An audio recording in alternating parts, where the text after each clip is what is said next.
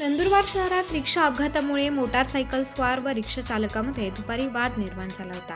बिस्मिल्ला चौक परिसरात रिक्षा अपघाताचे वादामुळे दुपारी अफवा पसरत असल्याने दोन गटात तणाव निर्माण झाला होता, परंतु पोलिसांनी वेळीच हस्तक्षेप करून वाद मिटवत रिक्षा अपघात प्रकरणी गुन्हा दाखल करण्यात आला। तसेच काही असामाजिक तत्वांवर गुन्हा दाखल करण्यात आले होते। दरम्यान रात्री 9 वाजेदरम्यान अफवांचा बाजार गरम झाल्याने शहरात बिस्मिल्ला चौक व महाराष्ट्र व्यायामशाळा परिसरात तुफान दगडफेकीला सुरुवात झाली। शहरातील त्रिवेणी बिल्डिंग परिसरात मोठ्या प्रमाणात दगडफेक झाल्यावर पोलिसांनी वेळेस हस्तक्षेप केल्याने जमावाला पांगवण्यासाठी 15 अश्रुधुरांचा नळकांड्या फोडल्या। शहरातील संवेदनशील भागात मोठ्या प्रमाणात बंदोबस्त ठेवण्यात आला आहे। पोलीस अधीक्षक श्रवण दत्त एस व अप्पर पोलीस अधीक्षक अशित कांबळे यांच्यासह वरिष्ठ पोलीस अधिकारी घटनास्थळी दाखल झाले होते। नागरिकांनी कुठल्याही अफवांवर विश्वास ठेवू नये असे आवाहन पोलिसांतर्फे करण्यात येत असून सध्या नंदुरबार शहरात तणावपूर्ण शांतता आहे। अत्यावश्यक सेवा वगळता कोणीही घराबाहेर पडू नये असे आवाहन करण्यात आले आहे। प्रबंधभूमी महाराष्ट्रासाठी विभागीय संपादक अजय भरसट, धुळे।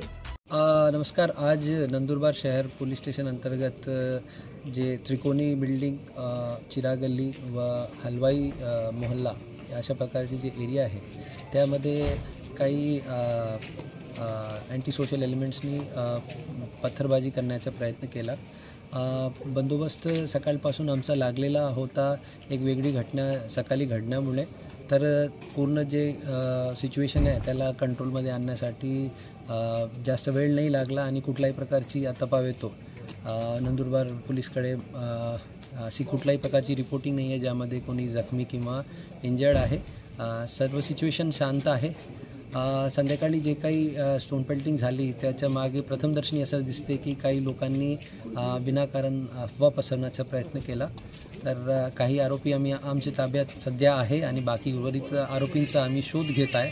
सर्व नागरिकांना आवाहन आहे कोणत्याही प्रकारची अफवाला बळी पडू नये आणि कुठल्याही प्रकारची परिस्थितीमध्ये कायदा स्वतःच्या हातात घेऊ नये। असे लोकांवर सक्त कारवाई करण्यात येईल याची सर्वांनी नोंद घ्यावी। सर्व नागरिकांना पुन्हा एक विनंती आहे, आपले शहराचा वातावरण आणि माहोल शांतपणे ठेवा आणि आपल्याला काही अशी अफवा किंवा अशी काही गोष्टी आढळून आली तर तत्काळ नियंत्रण कक्ष नंदुरबार जिल्हा पोलीस त्याचबरोबर डायल 112वर आपण संपर्क साधा। सर्वांचे सहकार्यासाठी आग्रह आहे।